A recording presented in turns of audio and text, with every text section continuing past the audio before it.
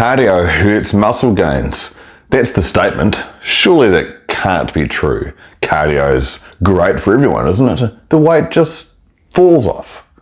Let's just explore that statement and see if there are any alternatives. And just a quick note before we go any further, if you prefer content that is more concise, more straightforward, more to the point, fewer tangents, potentially fewer rambles, although how you don't like a ramble or a tangent is beyond me, then I have another channel where I aim just to provide more concise, straightforward, to the point content. And it's done with an interesting background, so you don't have to look at me or my gym or part of my gym behind me.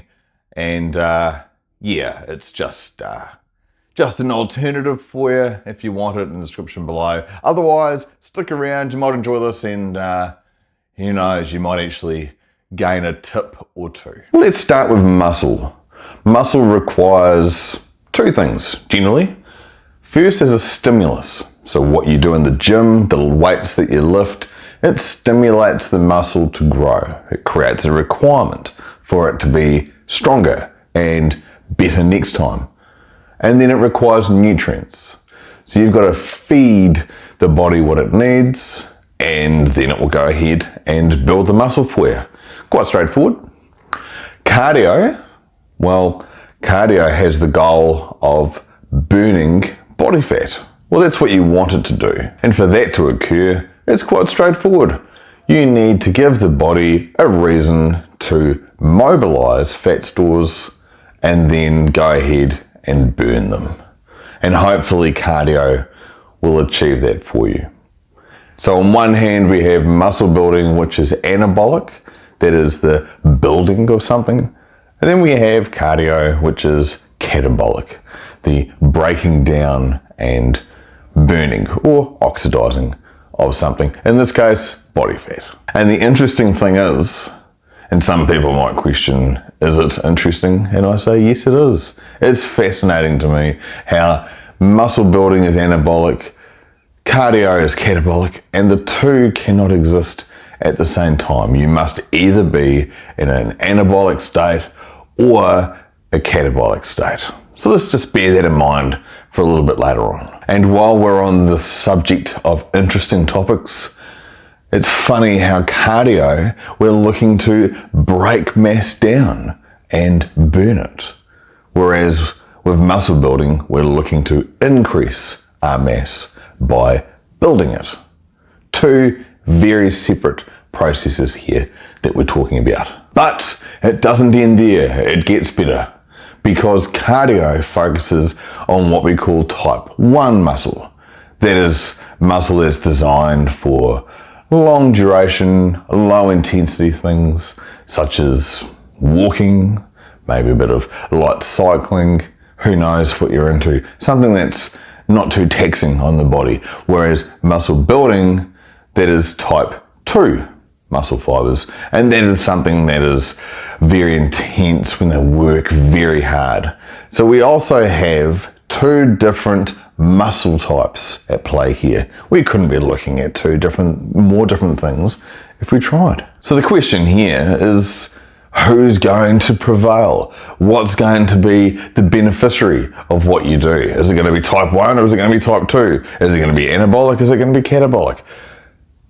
Who's the winner going to be? And this is the risk that we take with cardio. So g'day, I'm Simon from the Deep South Experiment, and this is a channel where we look at fat loss, muscle building, and mindset, which is the glue that puts all those things together. If you like content such as this, then feel free to help the channel grow and thrive by subscribing, liking, and putting a comment below.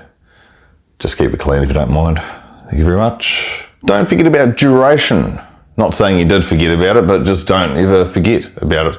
Duration's really key because cardio, the longer that goes on, the more of an impact it does have on muscle development. It takes away resources, it requires energy, which would otherwise be spent elsewhere, provides mileage or fatigue on the body, which you don't really need, do you? don't really need to be more tired than you already are, especially after a weights workout. Something to consider there. And it tends to make you more hungry. I say more hungry because if you're anything like me, then you're generally hungry anyway. But then when you add cardio in there, you get even more hungry.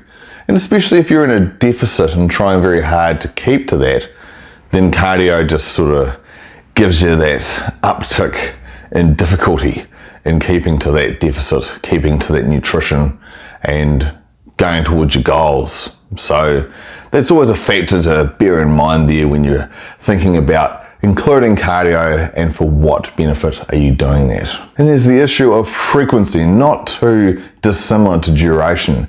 But if you're doing cardio on quite a frequent basis, the question I would ask is, when do you give your body the chance to really rest? You're going through a hard weight training session, or at least hopefully you are. And now your body needs that downtime to eat and to recover. And are you allowing that to happen? You're taking the resources away in the first place and you're doing it on a regular basis. That rest and that recovery is absolutely essential for muscles to be able to reach their peak growth. Are you doing that? If you are doing cardio on a frequent basis, never mind the intensity that you're doing it at. And speaking of intensity, nice little link there, or they call it a segue, I don't know. But there are a couple of types of intensity. Low intensity, long duration, which gets a bit of a thumbs down from me, especially if you're trying to build muscle. And that hits mainly type 1 muscle fibers that I was talking about earlier. And then the second one is HIIT, or HIIT. There's an extra I in there, so I don't know whether it's HIIT or if it's HIIT. But either way, it's a more intense exercise, and that involves type 2. And it involves your respiratory system that little bit more. And it reflects more of a weight training workout rather than a standard perceived cardio workout and what that looks and feels like. So the debate is, a HIIT workout, type 2 muscle fibers, does that really hinder muscle development? And I would say that this is probably the least likely to hinder muscle development. And if you are going to tag anything on the end of a workout, of a weights workout, that would probably be it. And because it's so intense, you can't carry it on for such a long time. So therefore, it's a quick burst of really quite challenging, tough exercise that you can do for a short period of time to finish off. Probably burns an extra few calories. You've probably got the afterburn effect as well later on outside of the gym, which is important. So type 2 muscle fibers, HIIT training, probably the better way to go. End. And there are a lot of benefits to do with cardio exercise. I want to make it clear that I don't dismiss these at all. I fully acknowledge that there are many benefits to doing cardio exercise, but we are talking here about in the context of preserving or building muscle and the interference effect, as it's often referred as in the fitness industry. Now, these benefits can include things such as helping your respiratory system and heart health and the ability for everything to function nicely internally, for you to not get breathless, etc. And that can often help sometimes in the weights environment. When you get into that stage where by really getting gassed, you're really pushing hard and you get into that point where you can't carry on anymore, there are some times where your lungs and stuff give out before your muscle's ability to carry on lifting gives out. And in that case, cardio can really help you become much more functional to be able to get to that point whereby failure is due to muscle capacity rather than your lung or cardio capacity. So there is a very solid argument there about the benefits of cardio helping you to do your weights and therefore helping you to stimulate the most muscular growth. But there is a problem with that as well, because when you are doing HIIT training and you are pushing yourself again that much more, then that is going to result in fatigue. and then the accumulative effect of fatigue over the days and the weeks and the months can hurt how productive you are inside the weight room, providing your nutrition is on point. If your nutrition is to blame, then you can't include cardio in this argument. Nutrition has to be on point or supportive first of all. But if everything else is okay and your cardio is just pushing you that extra distance all the time and making you so tired, then that would be something to really have a look at, thinking whether it's worthwhile doing or not, and if it's hindering your muscular gains or not. And then, is it actually worthwhile doing HIIT? Are you going to get anything out of it? If you've pushed yourself hard enough doing weights and you are pre-exhausted to such a degree whereby you don't really have anything left in the tank, you're already thinking about stepping off the cardio machine before you've even stepped onto it. It's a part of the workout that you wish didn't exist and you can't wait for it to end. You're already thinking about your snack when you get home and what's for tea and what you're going to do or whatever else it is, where cardio just isn't front of mind. Is it going to be that productive? Are you just going to go through the motions and go, yep, done that, good, and now away you go? If you get to that stage, then I would say put that maximal effort into the weight room and stimulate the most muscle that you can and allow yourself that extra recovery time rather than saturating that with yet another very difficult workout that you will also have to recover from. And I have heard over the years, it's been quite a few years actually, but that's a side issue. I have heard that it's a necessity to do cardio in order to burn body fat and build muscle at the same time. A video I have done, I'll try and link that somewhere, you might find it interesting.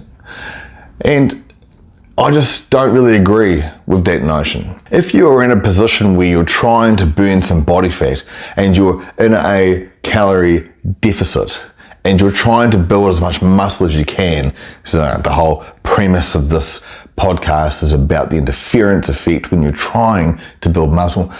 And if you're adding the body fat elimination onto that to make the muscle appear through increasing your definition, then eliminating cardio will stop any kind of, well, it won't stop it, but it will discourage any kind of starvation response depending on the severity of your deficit. But that's another conversation for another time. But if your body is teetering on that edge of being acceptable as to how much you're eating and how much you're working out and how intense those workouts are, adding cardio to that is going to tip you over that edge, because it's going to be more of a cost to the body in terms of calories that you're expending, and it's going to be more of a stress to the body in terms of what you're putting it through. And so your body may well react quite badly to that by not building the muscle that you desire or want or deserve, because, you know, all workouts are bloody tough and we all deserve to get the results that we're trying for. So that interference effect is quite real in that respect, and the cardio aspect is very much stress related, and it's also, you've got to consider the calorie expenditure that is associated with doing that. And if you are doing type 2 after a workout, that is as intense as it gets, and you're going to have the most caloric burn after that and during the workout. So this cumulative effect here is really something that you've got to think about putting into your practice or your routine, or leaving it out entirely, because nutritional manipulation would be the way to go. When it comes to cardio, we don't have much control over how many calories that we're burning. If you want to burn off a donut, for example, I think that's a fairly universal food. I would say Jimmy's mince pie, but I'm not sure many people would know what that is. It's unique to a place called Roxburgh in Central Otago. Well, that's where it's made. It's available elsewhere. But a donut, probably everyone knows a donut is, right?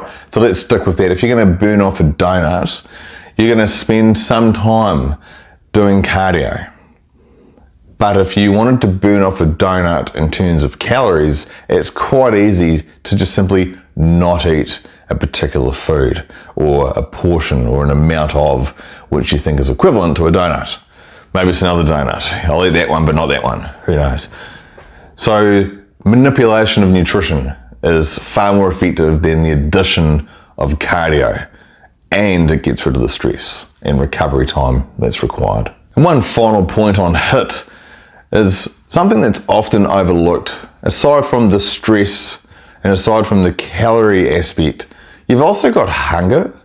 When you finish doing a cardio workout, you don't just simply finish it and go, oh yep, great, there we go, on with the day or night or morning. You just have a bit of a different feeling after that, and it's quite often one of hunger. If you do something that's quite intense, go for a bit of a run, you're probably going to feel a little hungry after that. Most studies do indicate that that kind of exercise does initiate hunger. Plus, you may feel that you deserve it as well. If you've done a particular run, hit a particular target, done better than last time, there's probably a part of you that's screaming out, going, oh no, come on, reward yourself, give yourself a donut, just to say, you know, good on you, well done, do it again next time. And that kind of thing can easily derail your results, especially if you're in a very slight slight deficit, and you're trying to burn body fat. So just a slight thought there on the hunger aspect. So my conclusion, just to wrap this up, is I would eliminate cardio altogether unless you have reasons to do it, such as you enjoy it and you want to develop your fitness because you feel as though your respiratory system is letting you down in some respect and your muscles aren't failing prior to your lungs just burning up. Those are the kind of reasons that I would keep a hold of it. In terms of calorie expenditure, no, you can do nutritional manipulation for that. Don't rely on cardio to do it, because the interference effect of muscle building, in my opinion, is just too strong. And if you want to build muscle, focus on doing that.